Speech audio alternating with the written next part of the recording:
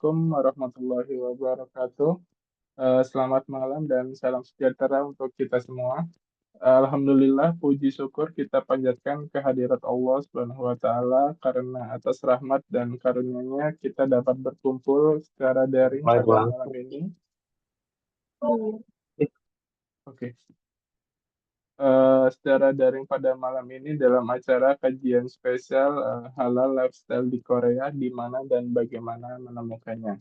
Salawat serta salam semoga senantiasa tercurah kepada junjungan kita, Nabi kita Muhammad SAW beserta keluarga, sahabat, dan para pengikutnya hingga akhir zaman. Perkenalkan, nama saya Doni Nurdensah yang akan memandu jalannya acara pada malam hari ini.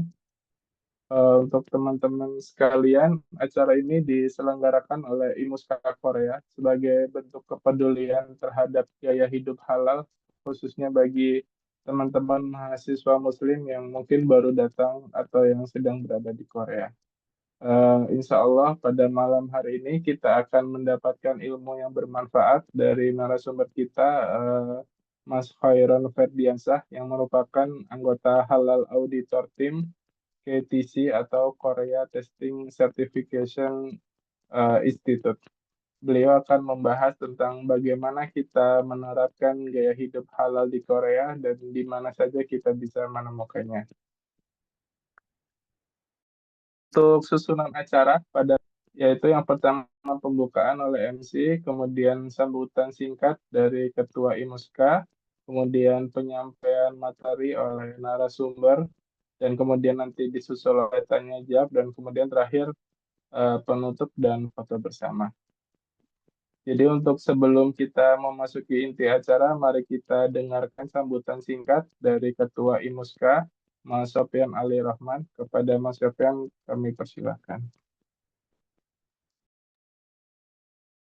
Baik, Mas. Bismillahirrahmanirrahim. Assalamualaikum warahmatullahi wabarakatuh. Alhamdulillahirrabbilalamin. Assalatu wassalamu ala asyrafil anbiya'i wal mursalin wa ala alihi wa sahbihi ajma'in. Amma ba'd. Alhamdulillahirrabbilalamin, ya, kita masih diberikan kesehatan oleh Allah Subhanahu wa taala sehingga pada malam hari ini kita masih bisa bertemu, ya, berkumpul dalam sebuah Zoom meeting gitu, ya, eh, untuk membahas sebuah untuk menuntut ilmu gitu. Ya, kita masih diberikan hidayah gitu oleh Allah Subhanahu wa taala. Kita tahu pada malam Minggu, ya, biasanya kita orang-orang keluar gitu, ya, keluar jalan-jalan dan sebagainya, dan kita masih bersedia, ya, untuk menuntut ilmu pada malam Minggu, ya. Ya, kita syukuri. Dan selanjutnya kita tidak lupa menyampaikan salawat dan salam atas Nabi kita, Nabi besar Muhammad Shallallahu Alaihi Wasallam, yang telah mencontohkan, ya, yang menjadi suri tauladan kita, ya, termasuk dalam makanan yang halal, ya, memilih-milih makanan gitu, ya. Karena Allah juga berfirman gitu kan bahwa Allah tidak akan menghalalkan sesuatu kecuali sesuatu itu adalah yang baik, dan begitu juga sebaliknya, dan tidak mengharamkan sesuatu kecuali itu buruk lah gitu untuk manusia, dan Rasulullah telah mencontohkan kita gitu. Baik, Pertama-tama kami ucapkan terima kasih, ya, atas kesediaan pemateri pada malam hari ini pada Ustadz Khairon Ferdiansah, PhD. Ya, ya, beliau ini backgroundnya pas lah, ya, di bidang pangan juga gitu, background pendidikannya, dan beliau juga certified di dalam masalah eh, makanan halal gitu. Ya, semoga malam hari ini kita bisa menerima banyak ilmu, ya, dari beliau, dan yang tentu kita tahu bahwa makanan halal ini penting bagi kita gitu. terutama kita di Korea yang sulit menemukan makanan halal gitu. Bahkan eh, bagi kita juga seorang Muslim itu bahaya juga ya kalau kita sengaja gitu mengkonsumsi makanan yang haram gitu, karena doa kita pun tidak tidak tidak, kalau kita mau doa kita terkabul katanya hadisnya itu, bahwa kita harus memastikan bahwa makanan kita halal, yang kita makan adalah halal gitu. Beda ya kalau kita nggak sengaja gitu ya. Itu dibahas sama anak. Ya tentu banyak hal ya, termasuk kalau kita kurang ilmu juga kita kadang-kadang was-was juga ya. Kadang-kadang ini ternyata halal gitu, tapi karena kita nggak tahu ilmunya ya kadang-kadang kita was-was juga. Nah, semoga pada malam hari ini kita bisa mendengar itu semua dan bermanfaat bagi kita, dan semoga apa yang kita lakukan pada malam hari ini diberkahi oleh Allah Subhanahu wa taala dan dijadikan sebagai amal ibadah bagi kita. Baik, itu aja, Mas. Assalamualaikum warahmatullahi wabarakatuh. Waalaikumsalam warahmatullahi wabarakatuh. Terima kasih saya ucapkan kepada Mas Sofyan selaku Ketua IMUSKA periode 2025-2026. Untuk selanjutnya kita ke acara inti yaitu penyampaian materi oleh narasumber kita yang terhormat Mas Khairon Ferdiansyah. Sebelum menyampaikan materi, izinkan saya menyampaikan riwayat CV dari beliau.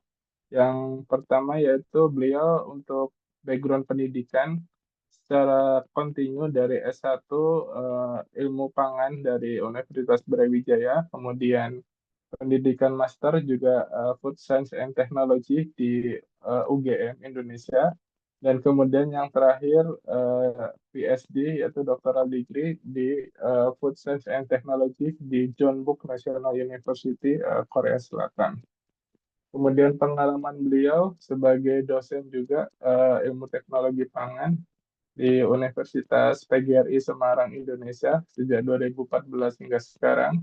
Kemudian di Quality Control atau QC Staff di PT Amerta Indah Osuka Pocari Sweat Company sejak 2010 hingga 2011. Kemudian Halal Auditor Team Korea Testing Certification dari 2024 hingga sekarang. Untuk penelitian beliau expertise di enzim inhibitor dan bioaktif kompon, kemudian probiotik lactic acid bakteria, kemudian biokatalis, biosintesis, dan biotransformation, kemudian biochemistry, molecular biology, dan bioinformatik. Kemudian juga beliau berhasil mematenkan penelitiannya yaitu novel lactic acid bacteria strain for reducing blood uric acid level. Mungkin ini tentang asam urat ya Mas Khairan. Jadi mungkin kalau teman-teman eh, punya asam urat bisa konsultasi ke beliau. Dan juga yang terakhir rekombinan enzim from Lactobacillus brevis DNA for purine decomposition. Oke, untuk jurnal-jurnal beliau bisa dilihat di Google Scholar, jadi banyak sekali. Masya Allah, beliau sangat produktif. Jadi kepada Mas Khairan kami persilakan. Baik, izin slideshow. Oke, bismillahirrahmanirrahim. Share screen.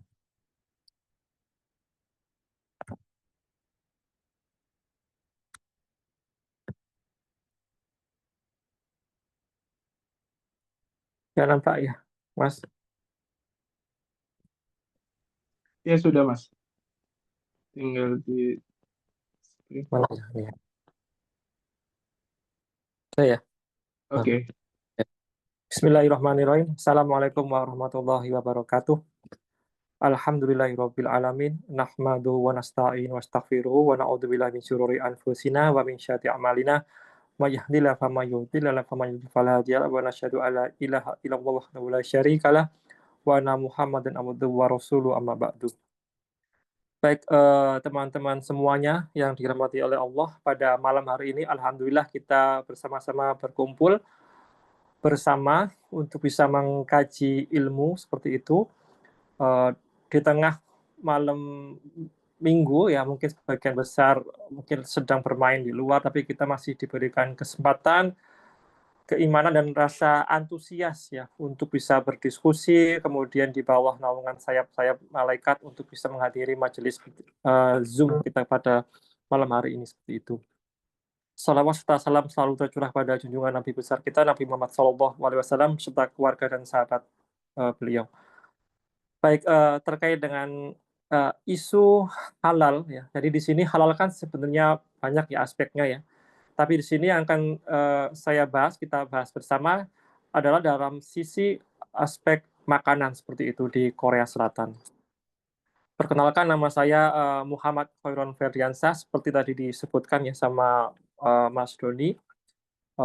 Di sini saya sedang tinggal di Busan, kemudian beberapa riwayat pekerjaan saya ya saat ini menjadi dosen tetap ya di Departemen atau Jurusan Teknologi Pangan Universitas Bagiri Semarang, kemudian sebelumnya pernah menjadi staf QC ya di perusahaan Pocari Sweat ya di Kejayaan hampir 2 tahun, dan saat ini juga diamanai menjadi halal auditor di KTC atau Korea Testing Certification.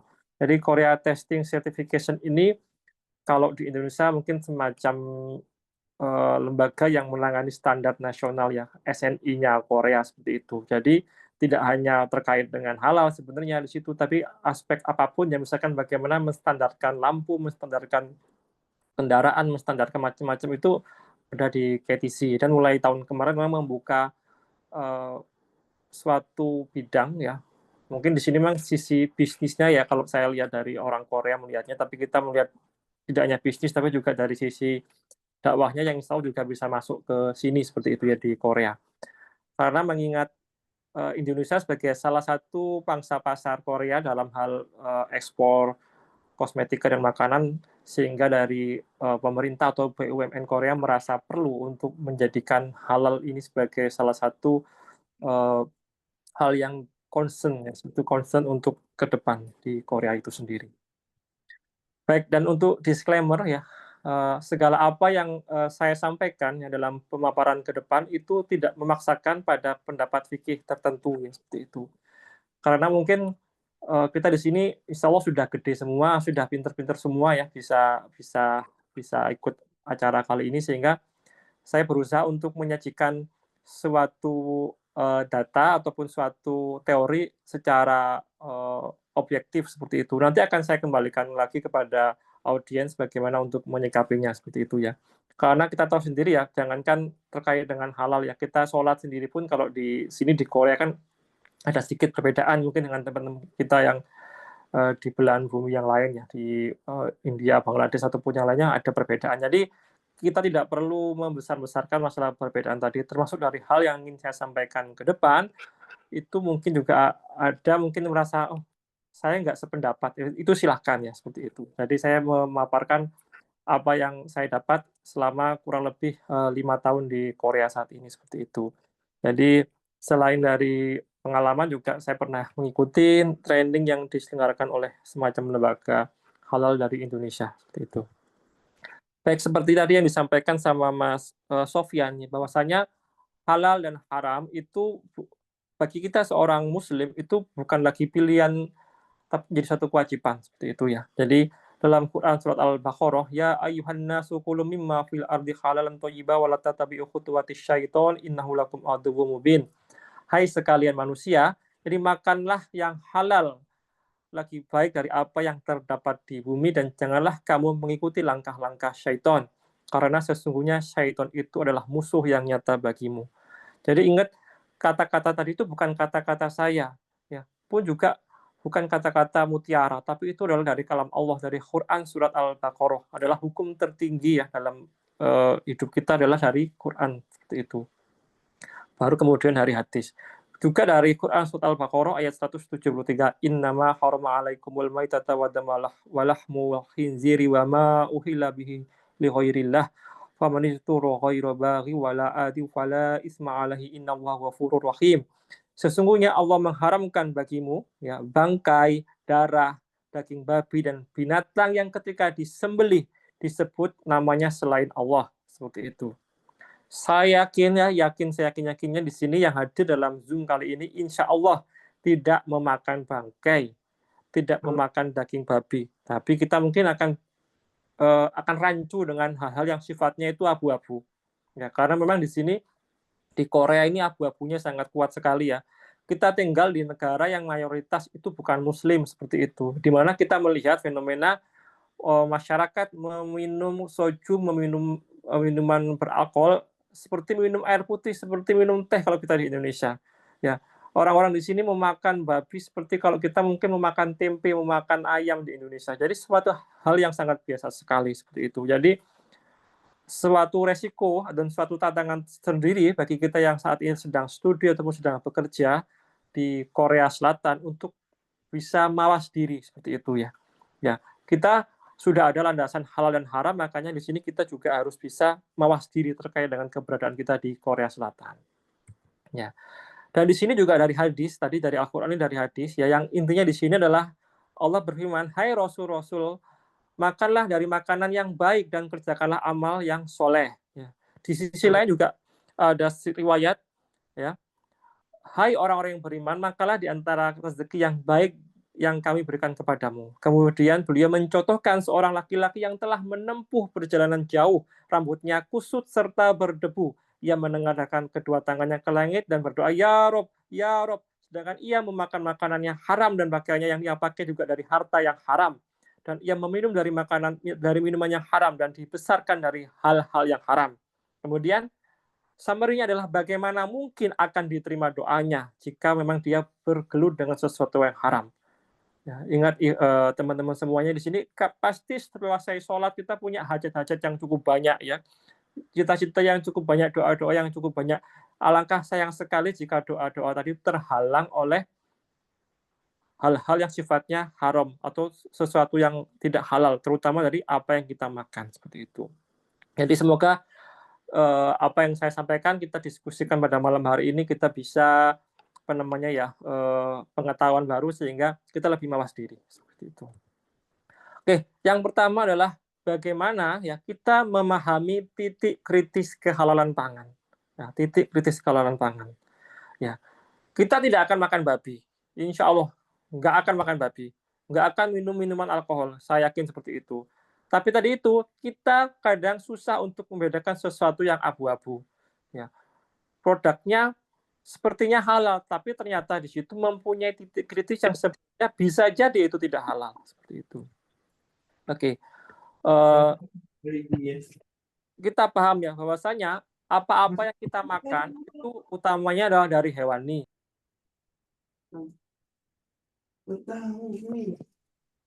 Lalu? Ya, dari hewani, dari tumbuhan, ya, kemudian dari mikroba, serta hal-hal yang lain. Contohnya seperti ini ya, kita makan makanan ayam, itu kan dari hewani, ikan, tumbuhan, sayur-sayuran juga dari mikrobia. Semuanya itu adalah makanan-makanan yang kita konsumsi utamanya dari komponen-komponen tadi. Dan coba kita akan bahas secara general ya. Sebenarnya apa sih potensi titik kritis itu? Misalkan di sini bahan turunan hewan, ya, kayak telur, kemudian dia diolah jadi kue, daging-daging jadi sosis, keju dan macam-macam. Jadi sebenarnya bahan-bahan tadi turunan hewan tadi itu adalah halal dan suci. Tapi jika berasal pertama hewan halal yang disembelih sesuai dengan syariat Islam seperti itu. Ingat di sini ya, hewan halal. Jadi ada ayam, sapi, kambing, ya. Itu ada ketentuannya hewan halal. Ini kalau diuraikan secara fikihnya banyak ya, ada hewan yang bertaring, hewan yang menjijikan, itu untuk bahasan ini sebenarnya cukup luas sekali. Jadi tidak cukup waktunya. Tapi secara garis besar adalah yang dikatakan halal adalah hewan halal yang sudah sesuai dengan ketentuan, yang disembelih dengan sesuai syariat Islam, ya, disembelih dengan membaca nama Allah dan ada ketentuannya seperti itu. Jadi ini saling terkait. Jadi di sini ada ayam, ada sapi, ada kambing, itu kan sebenarnya hewan yang halal, tapi tidak disembelih dengan syariat Islam, yaitu tidak halal seperti itu. Nah, ini mohon maaf mungkin ada sebagian yang enggak apa-apa, yang penting berkaitan dengan Alkitab dan macam-macam ya. Wallahu alam ya teman-teman semuanya. Jadi sebenarnya kita harus memahami dulu ahli kitab itu apa seperti itu. Apakah di sini orang-orang yang ada di Korea itu termasuk ahli kitab ataukah tidak?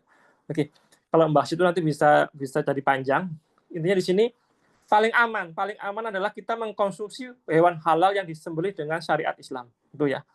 Yang kedua adalah bukan darah dan tidak bercampur dengan bahan haram atau najis seperti itu. Jadi bahannya di sini makanannya itu dagingnya daging halal tapi dia kecampur dengan bumbu-bumbu dari misalkan di sini dari gelatin babi dan macam-macam ya tidak bisa dimakan seperti itu. Ya. Kemudian bahan turunan nabati sepertinya halal ya insya Allah ya seperti itu bahan-bahan yang diturunkan dari bahan-bahan dari sayuran. Tapi di sini yang dikhawatirkan tadi itu adalah bahan-bahan aditif atau bahan-bahan penolong yang tidak halal. Jadi untuk membuat makanan itu ada yang namanya bahan utama dan ada namanya bahan tambahan makanan. Nah, bahan tambahan makanan. Seperti halnya kita memakan makanan sayur-sayuran kan tidak mungkin sayuran kita makan mentah-mentah pasti ada bumbunya. Ya, bumbu disitulah yang menjadi titik kritis untuk bahan-bahan turunan nabati. Jadi kita harus paham bahwasanya ada titik krusial dikasih sayuran sop tapi kaldunya kaldu babi ya tidak bisa itu kita konsumsi. Jadi bahan-bahan penolongnya, bahan-bahan aditifnya tidak halal sehingga makanan yang awalnya dari sayur jadi tidak halal juga. Oke, kemudian bahan-bahan turunan mikrobial. Ini sebenarnya secara nggak langsung kita tuh banyak sekali mengkonsumsi makanan itu hasil produksi dari jasa bakteri, yeast maupun jamur ya, mikroba. Seperti keju, yogurt, Yakult, kecap, sauerkraut itu adalah bahan-bahan yang menggunakan jasa mikroorganisme. Ya. Keju, yogurt ya, ataupun vinegar itu adalah bahan-bahan dari turunan mikroba. Ada jasa mikroba untuk ke situ fermentasinya. Ya. Termasuk bir, wine, sake, soju itu juga sebenarnya adalah bahan fermentasi dari aspek dikasih bantuan mikroba untuk membuat fermentasi.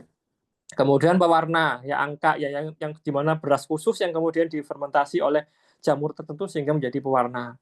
Kemudian glukos sirup, ya fruktos, kemudian pengental semacam mungkin kita nggak sadar ya bahan-bahan ini sebenarnya ada dan kita konsumsi sehari-hari teman-teman. Jadi contoh kecilnya seperti ini. Kalau coba dilihat ya mengkonsumsi makanan yogurt saja dilihat, kayaknya itu kan susu fermentasi. Coba dilihat di baliknya itu ternyata banyak sekali bahan tambahan makanannya yang mungkin di situ tidak secara gamblang namanya apa tapi menggunakan kode E sekian. Itu adalah bahan tambahan makanan di situ. Ya. Susah untuk menghasilkan yogurt dengan tekstur yang homogen, maka dikasih pengental, maka dikasih homogenizer di situ sehingga akan menjadi bahannya bagus dan cantik untuk kita konsumsi. Ya, disitulah titik kritisnya juga di situnya pengentalnya bagaimana.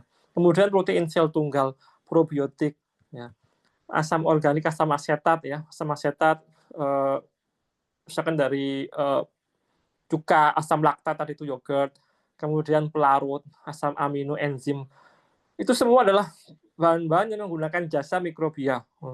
Kemudian MSG flavor. Nah, dari molasses kemudian dia difermentasi. Jadi mungkin teman-teman pernah ingat kejadian beberapa tahun yang lalu, 20-30 tahun yang lalu juga ada semacam luar biasa ya MSG dari Ajinomoto yang ternyata saat itu menggunakan enzim babi. Itu dulu ya, sama mungkin belum lahir di sini teman-teman semuanya ya, 30 tahunan yang lalu seperti itu. Jadi sebenarnya di sini hal-hal kecil itu rawan potensi tidak halal, tapi berpengaruh terhadap bahan utamanya, ya, bahan-bahan tambahnya. Ya. Kemudian produk mikrobial yang jelas ya. Ini yang sebenarnya yang dikhawatirkan kawan-kawan produk-produk yang ada di Korea ya. Kalau ini menurut pendapat saya. Jadi hasil fermentasi bahan yang mengandung pati atau gula oleh khamir atau ragi. Jadi bahannya itu utamanya ya bahan fermentasi itu menggunakan substratnya adalah karbohidrat pati atau gula yang kemudian difermentasi oleh khamir atau ragi. Sehingga nanti akan menghasilkan yang namanya adalah khamr. Ya, khamr ini adalah minuman beralkohol yang membuat orang mabuk sehingga kehilangan kesadaran. Inilah yang haram, khamr itu yang membuat orang kehilangan kesadaran. Ya. Dan minuman khamr ini yang kemudian bisa ditambahkan untuk flavor, untuk industri-industri makanan. Ya, sedikit pun dari khamr jika dimasukkan ke olahan produk makanan itu bisa menjadi makanan tadi jadi tidak halal seperti itu. Terus bagaimana misalkan apa namanya di sini minuman-minuman kayak tape, kemudian itu kan ada alkoholnya, Pak, seperti itu. Nanti ada pembahasannya ya di belakang. Jadi untuk produk yang beralkohol ini memang kompleks seperti itu pembahasannya ya. Jadi kita memang perlu belajar ya kan kawan. Perlu belajar dari fatwa MUI ataupun dari fatwa ulama yang lain terkait dengan apa namanya kandungan alkohol dalam obat, kandungan alkohol dalam makanan, minuman seperti itu. Nah, intinya di sini khamr itu rawan ya, haram jika memang itu ditambahkan ke makanan atau minuman dalam jumlah sesedikit apapun. Kemudian juga ada bahan-bahan sintetis yang lain seperti aspartam, taurin, macam-macam itu juga sebenarnya bahan-bahan nggak kelihatan dan kita nggak mungkin makan aspartam 2 gram 3 gram itu satuannya misalnya miligram ataupun sangat sedikit sekali, tapi itu ada dalam makanan dan itu bisa berpengaruh terhadap kehalalan makanan kita seperti itu. Kemudian resin ya, resin ini adalah komponen untuk purifikasi kawan-kawan ya. Ya, ini mungkin resin ini sebagian besar teman-teman yang kuliah menggunakan kromatografi kolom ya biasanya menggunakan resin ini ya untuk menseparasi ya sehingga didapatkan komponen-komponen yang lebih murni. At least saya tidak bicara terkait dengan itu ya. Yang jelas di sini memang resin pun juga mempunyai titik kritis sumbernya dari mana. Enzim ini juga. Nah, enzim adalah katalis biologis yang meningkatkan reaksi-reaksi kimia dan biokimia. Dan titik kritisnya adalah sumbernya terutama dari mana. Itu. Jadi banyak produk-produk makanan yang sebenarnya menggunakan enzim untuk mempercepat proses pembuatannya ya, proses pengolahannya. Oke, sekarang kita masuk ke sudah 7:30 ya. Saya percepat. Sekilas food style di Korea Selatan. Ya, ini mungkin pembahasan yang agak ditunggu-tunggu karena mungkin ini berkaitan dengan lingkungan kita seperti itu. Tapi di sini ya berkaitan dengan disclaimer yang di awal tadi, ini memang perlu dibuktikan ya, perlu pembekalan ilmu dan ada potensi ya, ada mungkin perbedaan pendapat di antara kita. Ya, jadi mohon pengertiannya mungkin di sini jika ada perbedaan pendapat itu sangat dimaklumi ya. Seperti di sini saya sebagai auditor halal itu tidak memberikan fatwa tertentu, jadi hanya observasi datanya ada komite fatwa tersendiri seperti itu. Jadi dan apa yang saya sampaikan di sini itu tidak semuanya serta-merta adalah nantinya itu ada aspek halal atau haramnya. Ada sebagian yang mungkin itu jelas-jelas haram, ada sebagian yang bisa halal, ada sebagian yang mungkin yang abu-abu. Coba kita bahas satu persatu. Oke, yang pertama adalah ya kita tinggal di Korea Selatan. Pasti yang menjadi ciri khas Korea Selatan adalah terdapat banyak sekali restoran-restoran Korea itu yang menyajikan makanan yang memang tradisional. Ya, inilah hebatnya Korea Selatan ya yang berbeda dengan di Indonesia. Jadi ada makanan khas Korea itu di sini jadi apa namanya hal yang ditemukan. Oh, ini restoran samgyetang, ini restoran tteokbokki ini. Jadi seperti itu kan di Indonesia sangat jarang ya kekhasan seperti itu. Di Korea bahkan ada makanan ini menjual musim dingin samgyetang, musim panas misalkan naengmyeon macam-macam ya. Itu ini ya di sini makanan-makanan Korea Selatan itu restorannya sangat banyak sekali seperti itu. Bahkan bagi mahasiswa biasanya seminggu sekali atau maksimal sebulan sekali ada namanya Waesik ya, suatu tradisi dari orang Korea diajak makan malam bersama seperti itu. Nanti bisa diskusi bagaimana menyikapi itu seperti itu. Atau mungkin yang bekerja juga ada namanya Waesik juga. Intinya di sini selepas kerja ada makan malam bersama. Ya, dan biasanya diajak ke makanan-makanan seperti ini, ya, seperti itu barbekyuan, kemudian di situ setelah itu minumnya pakai soju, pakai apapun. Setelah itu biasanya kan trennya orang Korea habis makan ini kemudian larinya kalau nggak ke kafe atau ke Tongjip seperti itu ya. Tongjip itu kalau ke Tongjip itu mutlak ya kita nggak bisa ikut. Ya, karena di situ jualannya adalah sul ataupun minuman keras seperti itu, minuman beralkohol ya. Sekarang kita bahas titik kritis kehalalan dari Korean traditional cuisine. Jadi dimungkinkan di situ ada penggunaan daging babi, ada kaldu babi dan campuran minyak hewani dalam bumbu atau sup seperti itu. Ya, jadi titik kritisnya di situ yang mungkin harus kita waspadai ya. Kita mungkin tidak makan daging babi, tapi ya bisa jadi di situ ada kaldunya atau campuran minyak-minyak yang lain. Seperti itu. Ya, cara menyikapinya bagaimana itu eh, ya sebijak mungkin ya kita bisa menyikapi dengan teman-teman kita ya untuk pemilihan makanan-makanan yang tadi. Tapi yang jelas sebenarnya setiap makanan itu mempunyai titik kritis. Kemudian fermented food, ya. Korea pasti tidak lepas dari yang namanya kimchi. Kimchi itu juga berbagai macam sayuran bisa dikimcikan ya. Jadi sayuran di Korea itu akan kimchi pada saatnya seperti itu, ya.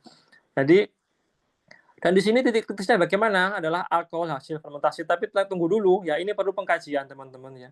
Karena untuk mengetahui alkohol dari hasil fermentasi ini itu kita harus punya bekal ya. Jadi dalam MUI sendiri ada persyaratannya, nanti di belakang slide ada keterangannya seperti itu. Jadi dan apa namanya yang dikhawatirkan bisa jadi ya, tapi ini tidak selalu yang dikhawatirkan misalkan ditambahkan tadi itu untuk mempercepat proses fermentasi dikasih atau disiram dengan hammer seperti itu, tapi tidak selalu ya, tapi kemungkinan kecil juga ada. Nah, ya kita bisa berpositif thinking ya kalau kimchi yang kita makan insya Allah adalah kimchi yang fermentasinya alami. Nah, termasuk ini ya, saya mungkin kayak tape teman-teman ya, tape itu kan halal ya, tape itu halal sekalipun disitu ada kandungan alkoholnya, tapi kalau air tape ya air tape itu tunggu dulu seperti itu ya, bisa jadi beda case seperti itu antara tape dengan air tapenya. Kemudian ini Korean fried chicken ya, banyak sekali di sekitar kita merek-merek ini apa namanya ayam goreng ya, ada BHC, ada Puradak, ada Mom and Touch, ada banyak banget ya seperti itu ya. Itu titik kritisnya di mana sebenarnya ya. Ini mohon maaf ini mungkin juga ada sedikit perbedaan ya, ada yang menganggap nggak apa-apa ayamnya itu kan bisa jadi ayamnya halal dapatkan dari ya, kita harus bisa menginvestigasi ya. Jadi kita karena kita di sini tinggal di Korea Selatan, maka default kita adalah menganggap itu adalah bukan halal dulu ya, seperti itu. Kita positif thinkingnya malah seperti itu gitu. Baru kemudian kita menginvestigasi benarkah di situ menggunakan misalkan ayam dari Brasil, dari Thailand yang mungkin bisa tersertifikasi halal. Jika iya, alhamdulillah seperti itu. Ya, bagaimana titik kritisnya adalah proses penyembelian ayamnya, kemudian saus atau marinasi berbasis soy, saus beralkohol atau bahkan mungkin minyak goreng tercemar babi seperti itu. Nah, kemudian Korean bar atau mungkin juga ada tongchip seperti itu. Itu saya rasa lebih baik tidak perlu didatangi ya, karena di situ menu yang dihidangkan saya tidak pernah datang, tapi yang kayaknya kalau isinya adalah menunya almost alkohol ya, dan berbasis kalau ada makanan pun mungkin 2G gogi seperti itu. Ya. Kemudian convenience store food ya. Kita datang ke GS25, datang ke CU, datang ke Imart 24, 7-Eleven, itu makanan-makanan seperti ini banyak dipajang ya. Ini mungkin teman-teman Korea kita kalau biasanya beli kayak gini untuk ganjal perut ya. Nah, ini sebenarnya kita juga harus hati-hati ya, karena mungkin ada sebagian besar di situ, tidak semuanya ya, itu install meal yang sering menggunakan makan makanan misalkan ada ayam ataupun sapi yang belum tahu kita kehalalannya, atau mungkin bahkan menggunakan pork extract dan mirin macam-macam. Ya. Makan-makan yang jelas-jelas saja misalkan telur rebus, ubi rebus itu kan juga ada di situ ya, di convenience store ya, di Beyond Ijem. Kemudian ini ramyeon, banyak sekali merek ramyeon di sini di Korea Selatan, dan biasanya kan bentuknya kayak cup seperti itu ya. Itu sebenarnya juga teman-teman juga dibaca ya di ingredients-nya seperti itu. Bagaimana kaldunya seperti itu. Seasoningnya, ekstraknya itu harus ya lebih baik ya di sini sebenarnya kawan-kawan. Kita tidak susah untuk menemukan makanan-makanan Indomie di sini di Korea. Tidak susah untuk menemukan ayam halal ya. Apalagi misalkan saat ini banyak sekali Asian Mart macam-macam atau online shop, itu banyak. Jadi sebenarnya kalau memang tidak memungkinkan menghindari ya Korean noodles atau ramyeon ya, karena jadi baca aja di baliknya ada komponen apa seperti itu. Ya, jadi positif thinking kita atau default kita di situ adalah tidak halal dulu ya, karena kita tinggal di mayoritas yang memang babi itu dianggap normal untuk dikonsumsi. Kemudian bakery shop ya, Paris Baguette itu juga, dan kawan-kawannya bakery juga cukup banyak. Ya.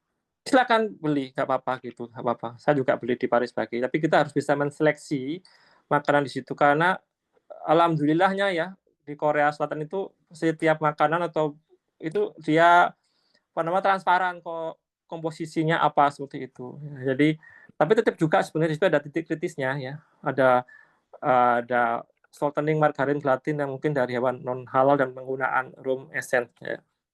Seperti itu. Jadi amannya sebenarnya antara antara roti dan cake ya. Mungkin kawan-kawan kalau di teknologi pangan itu agak beda ya definisi roti dan cake ya. Ada in my opinion, jadi roti itu sebenarnya lebih safe ketimbang cake itu sendiri. Jadi kalau memang ada pilihan roti, roti dulu baru kemudian cake. Oke. Kemudian titik kritis coffee shop seperti itu. Ya, ada sirup atau essence yang mengandung alkohol, juga mungkin ada gelatin atau whipped cream mengandung hewani non halal. Seperti itu. Tapi untuk sirup atau esen mengandung alkohol nanti ada pembahasannya yang di belakang insya Allah akan kita bahas. Kemudian titik kritis skala ini makanan ya. Selama ini mungkin ya sekali lagi mohon maaf jika ada perbedaan pendapat seperti itu. Setiap membeli makanan coba dicek ya di belakangnya komposisinya apa seperti itu ya. Dikhawatirkan tadi mengandung ekstrak ataupun emulsifier ya. Apa sih itu emulsifier? Ya emulsifier itu bahasa sederhananya adalah komponen yang menggabungkan antara polar dan non polar, misalkan air dan minyak. Ya. Kalau bikin makanan adonan kan biasanya pakai margarin, pakai air, kan nggak nyampur ya secara alamiah ya air dengan lemak itu ya. Untuk menyampurkan tadi itu ya menyatukan dua dua dua ini ya dua sistem ini yang menggunakan emulsifier seperti itu. Ya, emulsifier di sini harus kita cek di situ menggunakan apa namanya lecitin ya biasanya lecitin itu kalau lecitin soy lecitin baru lega tapi kalau lecitin aja kita harus waspada ya lecitin dari mana ya. Kemudian titik kehalalan titik kritisnya misalkan dalam ini apa namanya frozen food es krim ataupun mungkin ada dumpling itu juga biasanya kan dumpling itu isinya apa ya harus kita cek ya. Intinya di sini baca komposisinya. Fast food ya, Burger King, Loteria, KFC, McD, macam-macam. Petisnya seperti itu ya. Ya, wallahu alam ya. Intinya di sini namanya kita menjaga kehati-hatiannya. Kalau nggak kepepet ya tidak perlu sebetulnya. Kalau memang kepepet ya datang misalkan dengan menu shrimp ataupun vegan seperti itu. Meskipun sebenarnya ya ada dalam hati kecil itu jangan-jangan ini bercampur atau bagaimana seperti itu. Oke, kemudian bagaimana kita bisa mengidentifikasi mandiri kehalalan produk pangan tadi. Mas Joni masih ada waktu Mas ya? Jatuhnya. Oh iya, Bentar. ya Mas, boleh. Oke, saya bercepat.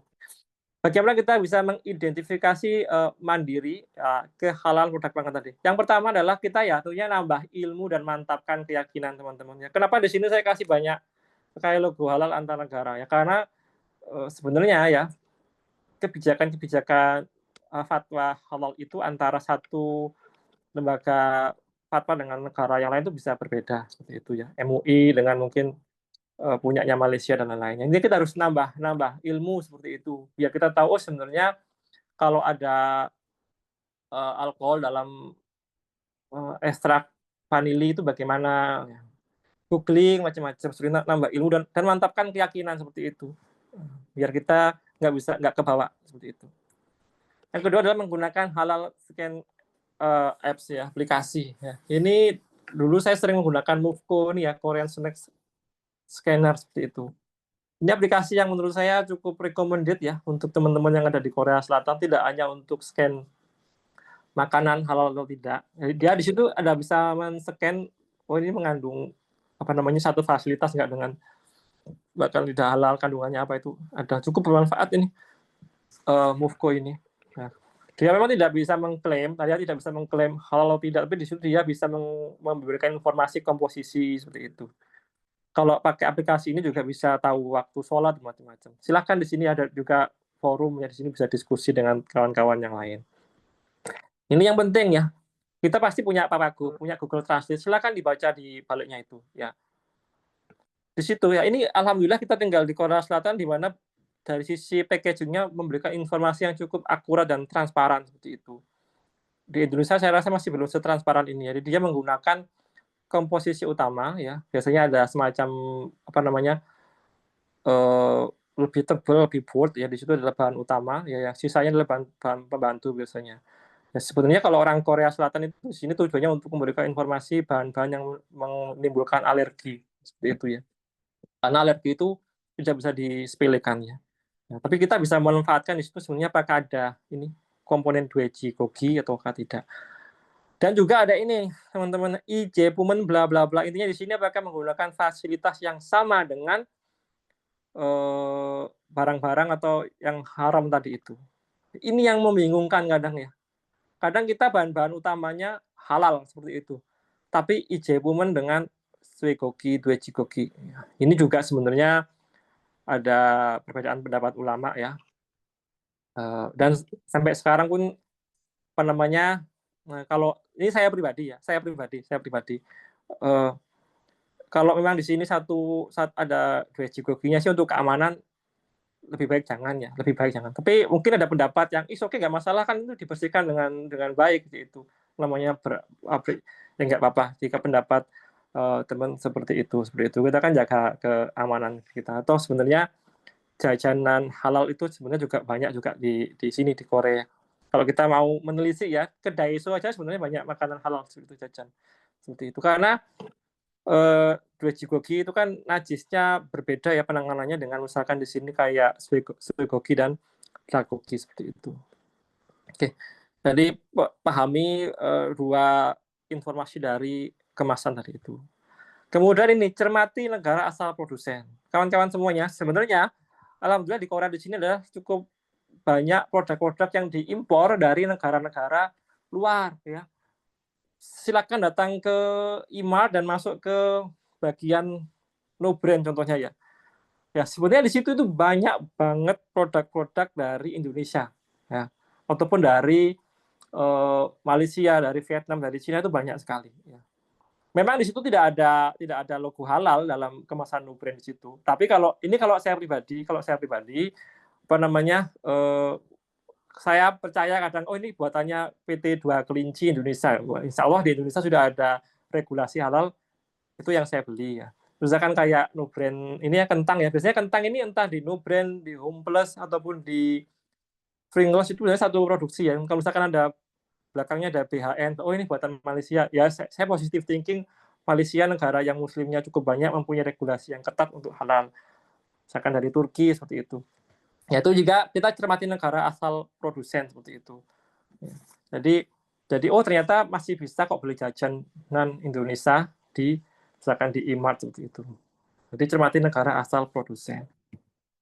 Oke. Bisa belanja di Asian Mart ya, yang offline. Asian Food kan cukup banyak ya sekarang ya. Tidak hanya di kota besar Seoul dan Busan, kota-kota lain pun juga sekarang banyak Asian Food. Di sini banyak produk halal ya dari Indonesia dan dari negara-negara ASEAN terutama. Nah, itu kan bisa kita beli di situ. Misalkan kemudian ke warung Indonesia juga banyak ya. Yang kita berpositif thinking ya, husnuzon di situ juga menggunakan bahan-bahan yang halal pula ya seperti itu. Halal restoran ya. Sama-sama restoran halal tapi mungkin bukan orang Indonesia, nggak apa-apa ke resto Uzbek dan macam-macam kalau kita mau lebih nyaman ya, makan halal seperti itu. Ya. Nah, kemudian yang malas untuk beli langsung bisa belanja e-commerce itu kawan-kawan itu sekarang banyak banget yang menjual bahan-bahan halal ya. Ini sebenarnya contoh sebagian ya ada Yes Halal, kemudian daging halal halal mart, Ngupe juga ada sebenarnya banyak juga. Bahkan di Kupang pun juga ada sebenarnya ya produk-produk halal seperti itu. Yaitu diutamakan beli itu dulu. Itu.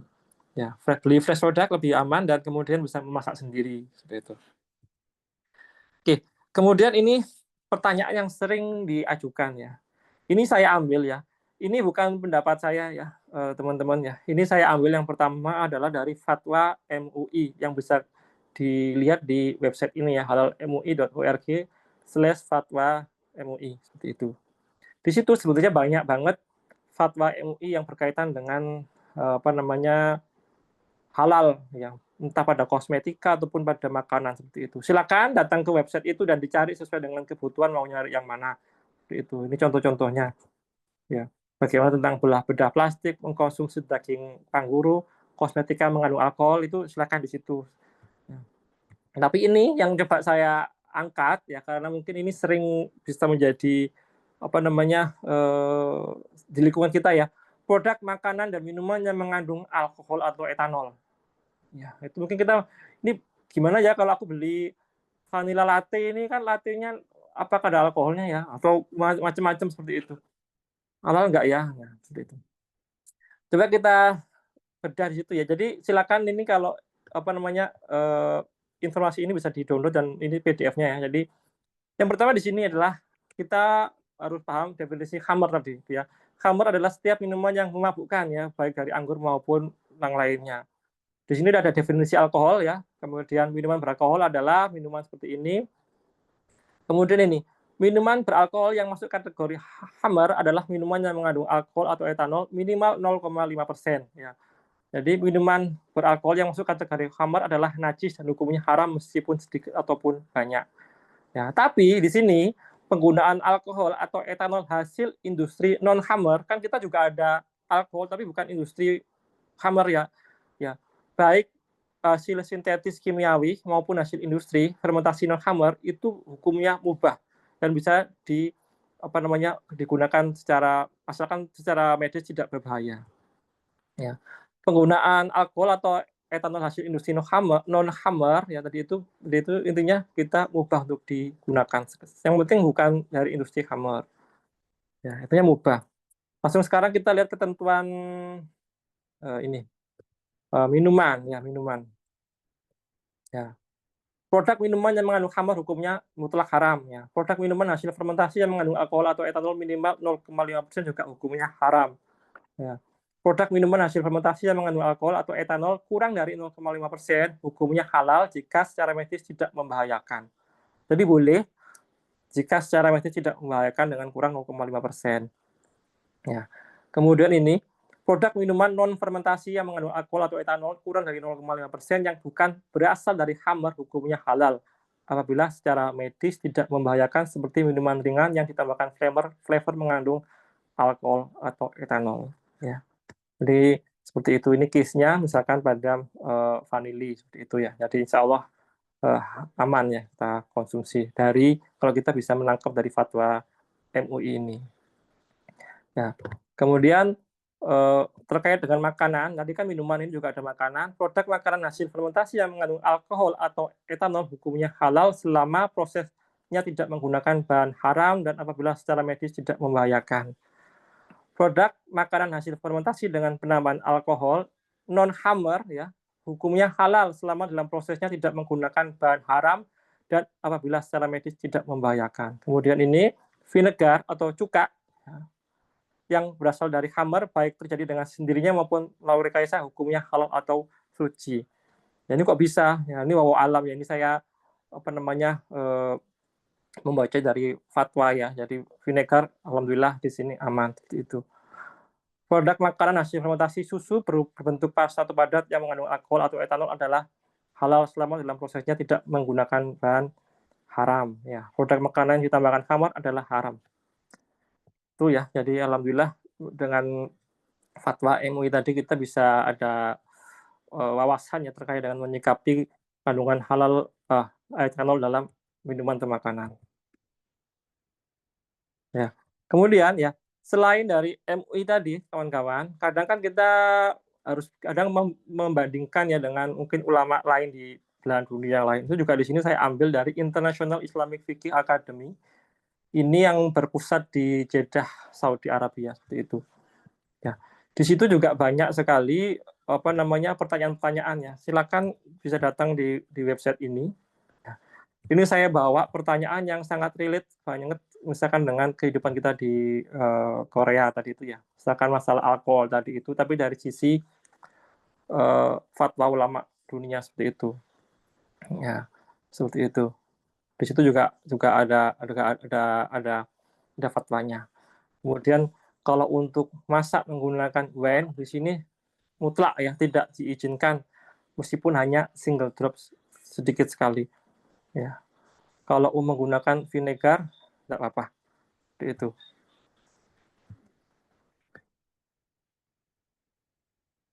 Kok macet? Oke.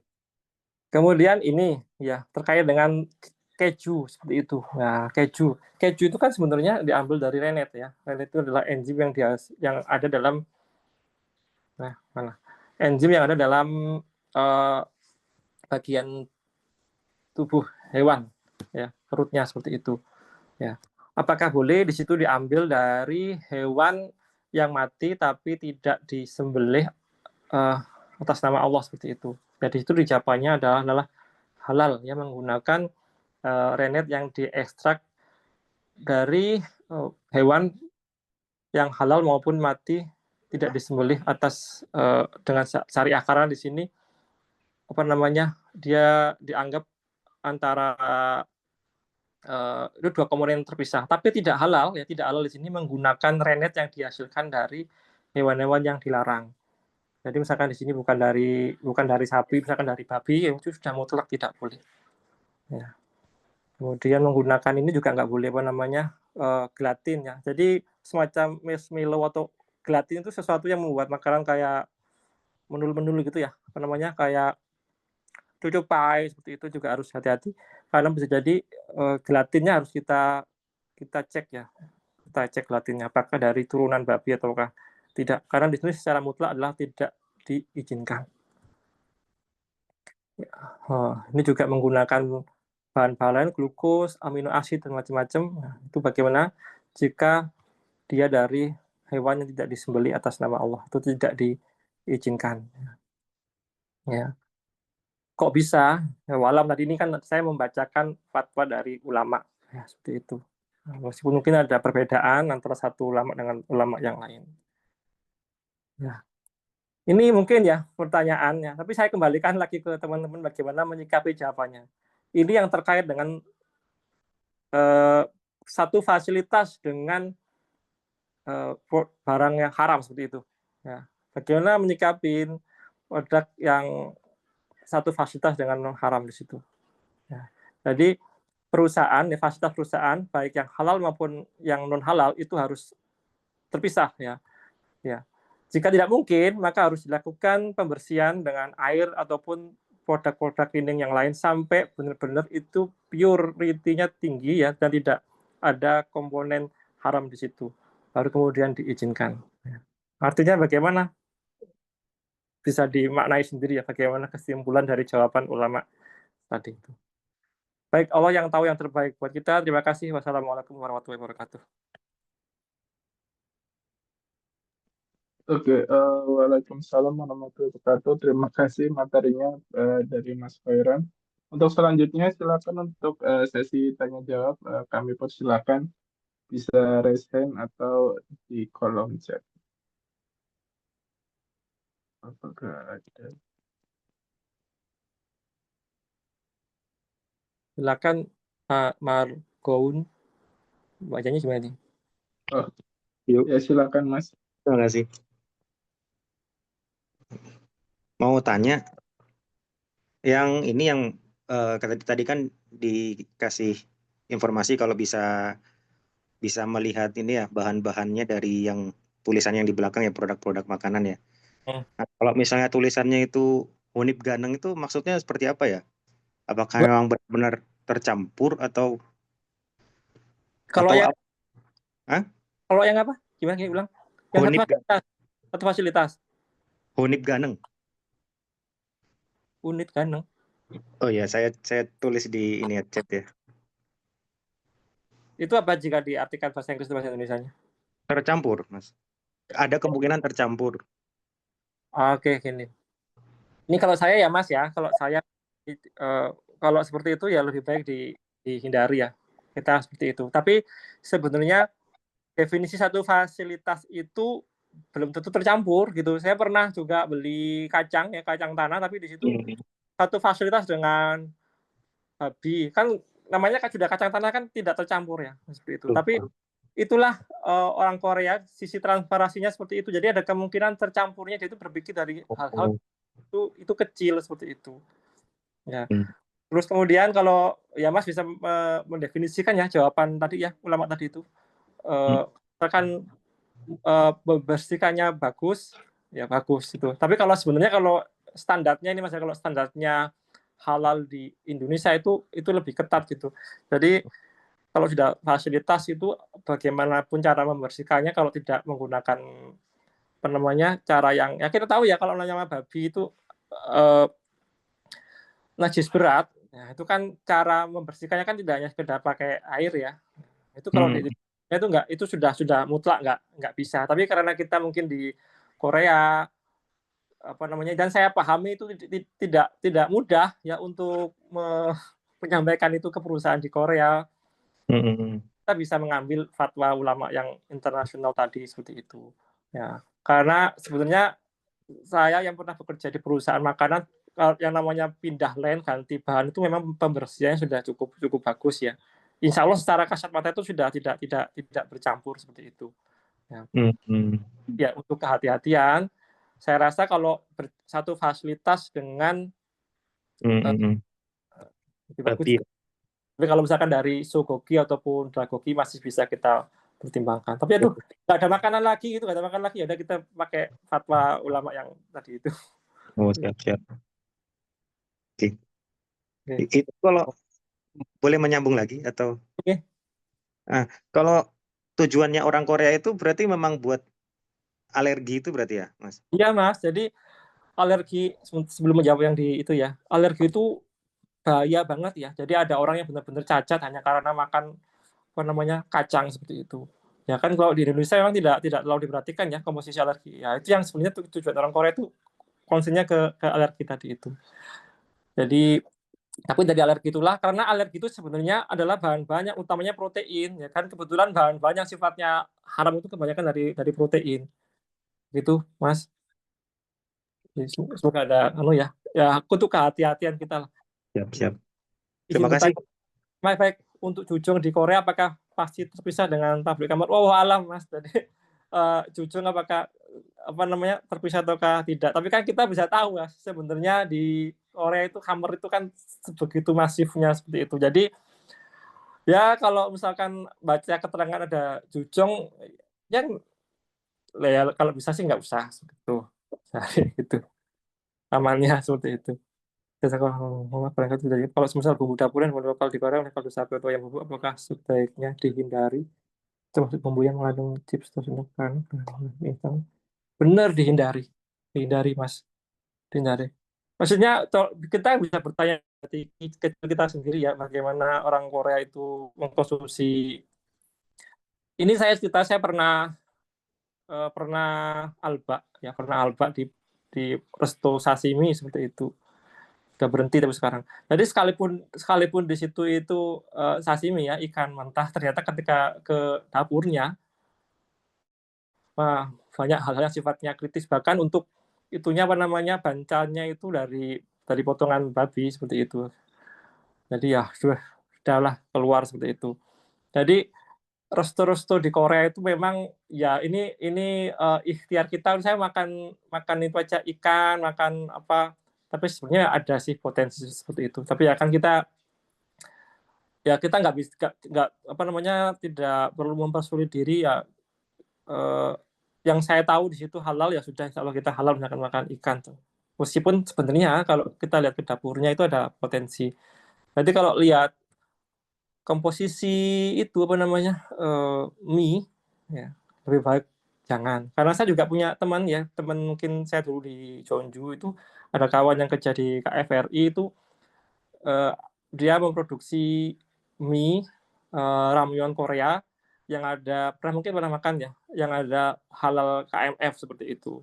Nah, tapi ketika kita lihat komposisinya itu berbeda dengan modelnya sama kemasannya, tapi ketika dilihat di belakang itu berbeda komposisinya. Jadi kalau misalkan dia di situ ada apa namanya ayam itu pakai flavor dan saya yakin di situ dari auditor halal KMF sudah memperhitungkan itu seperti itu. Jadi makan yang halal-halal aja lah. Kalau misalkan ada halal KMF-nya lebih bagus. Itu.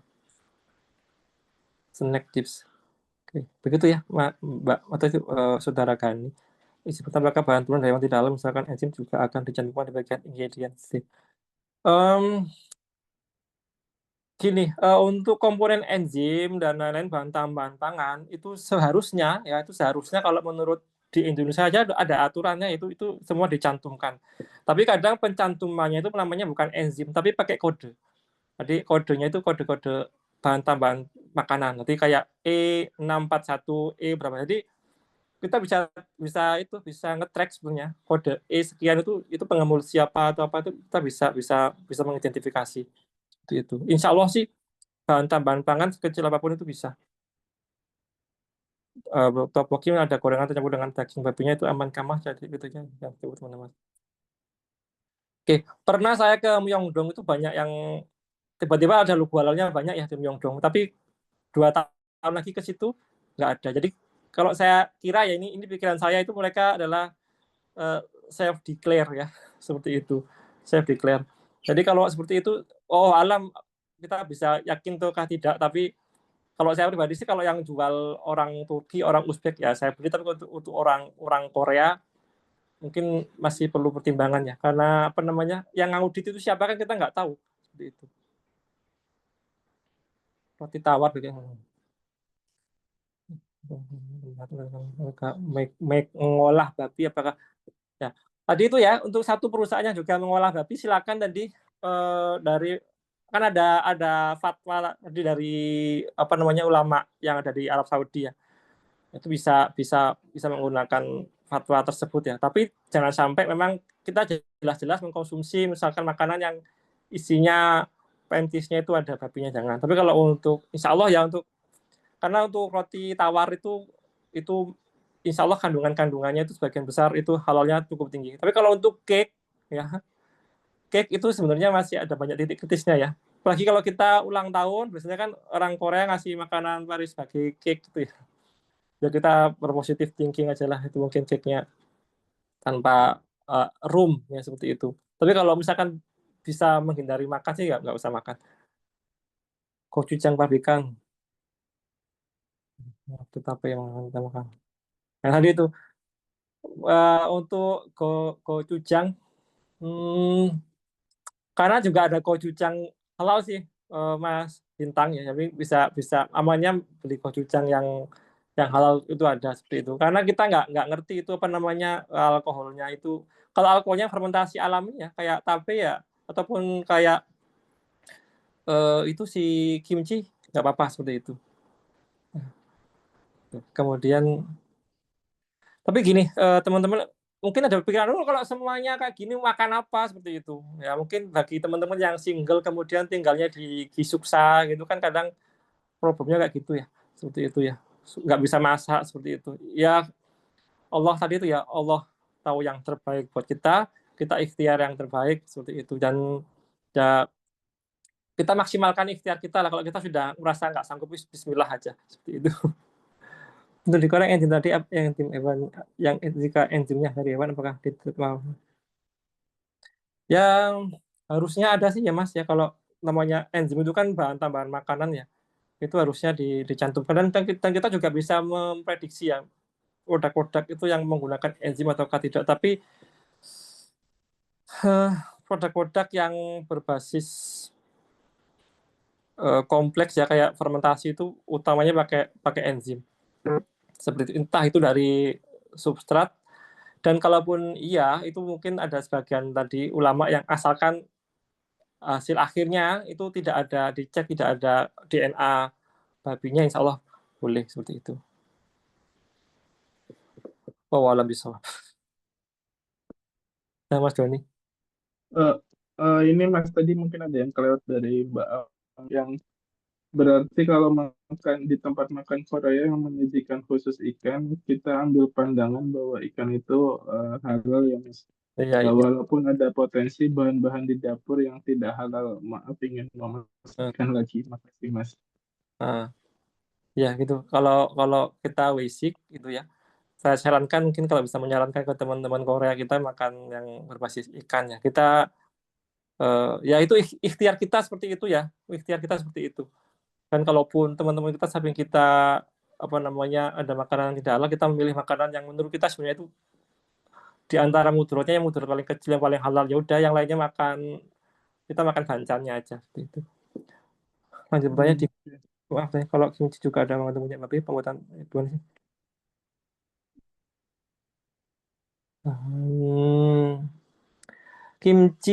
Kimchi itu kalau saya dulu pernah ikut pembuatan kimchi ya di Korea itu,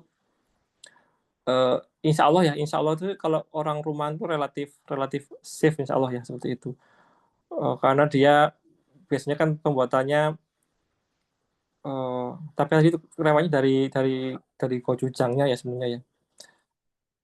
Dan asalkan tadi itu ya sejauh fermentasi alami itu halal. Tapi kalau pakai arak yang ditambahkan itu yang tidak seperti itu. Dan yang saya tahu kalau sejauh ini kimchi itu fermentasinya alami. Titik-titiknya yang di luar gitu.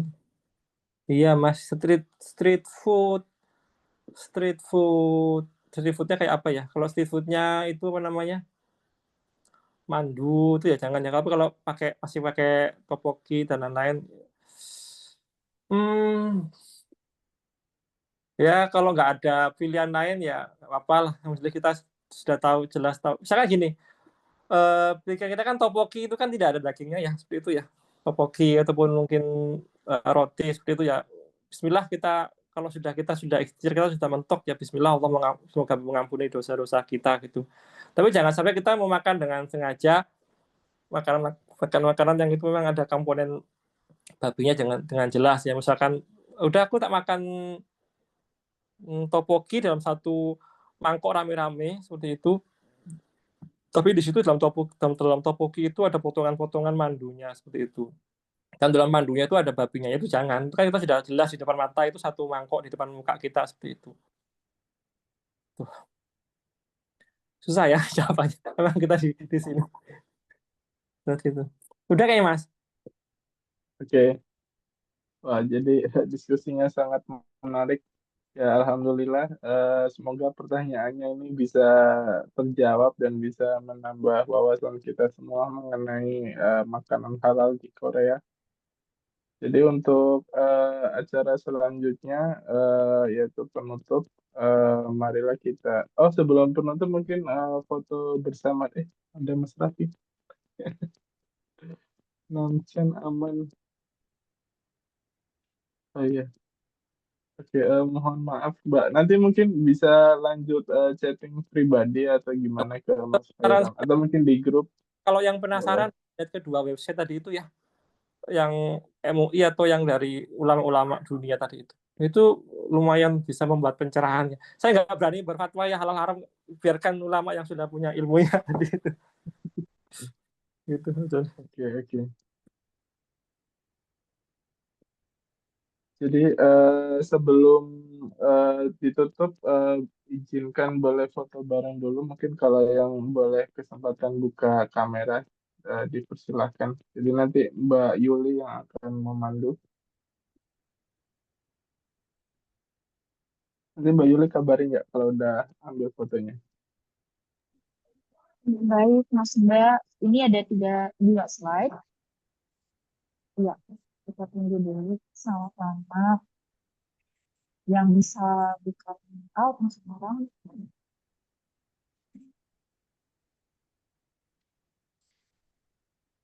Oke, 1, 2, 3, kimchi. Oke, slide selanjutnya. 1, 2, 3, kimchi. Satu kali lagi. 1, 2, 3, kimchi. Baik, dan bisa Mas Doni. Oke, terima kasih Mbak Yuli. Eh, Titipan dari panitia, silakan isi link feedbacknya. Jadi mudah-mudahan nanti ada seri selanjutnya atau mungkin topik-topik lainnya dari teman-teman IMUSKA. Jadi tibalah kita di penghujung acara. Oh iya bentar, Sebelum, oh tadi ya Mas, silakan. enggak, tadi ada chat yang mungkin perlu disampaikan ya. Mungkin ada yang nggak dengar ya. Bahwasanya ada informasi apa tuh bahkan untuk membuat kimchi pakai minyak babi juga tadi itu ya. Ya. Wah, Oh tambah iya. wah lu ya. Oke, wah. Mm-mm. Itu Ya, mungkin itu selera masing-masing sih. Jadi cuma nggak tahu ya. Gitu. Mudah-mudahan kita dijaga oleh Allah untuk mencari makanan halal di Korea. Jadi demikian rangkaian acara kali ini. Kami ucapkan terima kasih sebesar-besarnya kepada narasumber Mas Khairon dan seluruh panitia Imuska Korea dan kepada peserta yang sangat aktif berpartisipasi dalam acara webinar ini. Semoga Allah Subhanahu wa Ta'ala senantiasa memberikan kemudahan bagi kita dalam menjaga gaya hidup halal dimanapun kita berada, terutama di Korea ini. Marilah kita tutup dengan doa kafaratul majelis. Subhanakallahumma wa bihamdika asyhadu an la ilaha illa anta astaghfiruka wa atubu ilaik. Wassalamualaikum warahmatullahi wabarakatuh. Waalaikumsalam. Terima kasih Mas Doni dan Terima kawan-kawan. kasih semua. Izin live ya. Terima kasih Mas Doni, izin live.